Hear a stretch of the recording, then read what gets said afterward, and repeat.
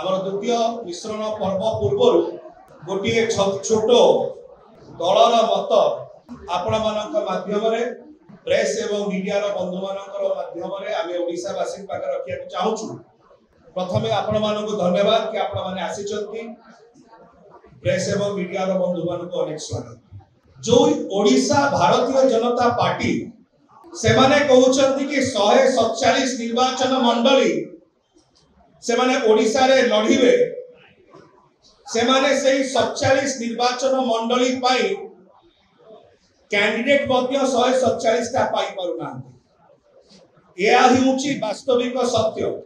एते दिन हे गला 21 टी लोकसभा निर्वाचन मंडली रो सेमानकर कैंडिडेट लिस्ट अनाउंस हे गला, किंतु अभी पर्यंत ओडिशा रो भारतीय जनता पार्टी गोटे मध्य विधानसभा कैंडिडेट रो ना अनाउंस करि पारि नै, घोषणा करि पारि नै।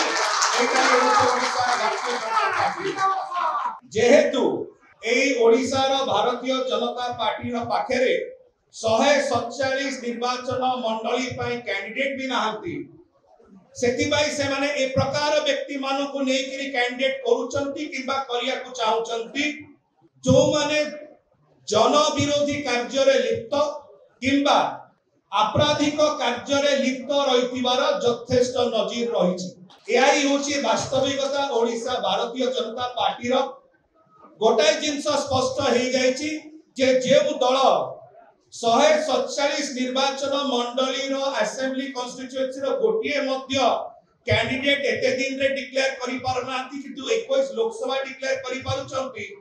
ताकर स्थिति, ताकर भावना एवं ताकर असहायता संपूर्ण भाबरे परिप्रकाश होछि। एटा ओडिशा वासी को सामने स्पष्ट हे जायछि। ओडिशा वासी भला रे जानिचंती। धन्यवाद।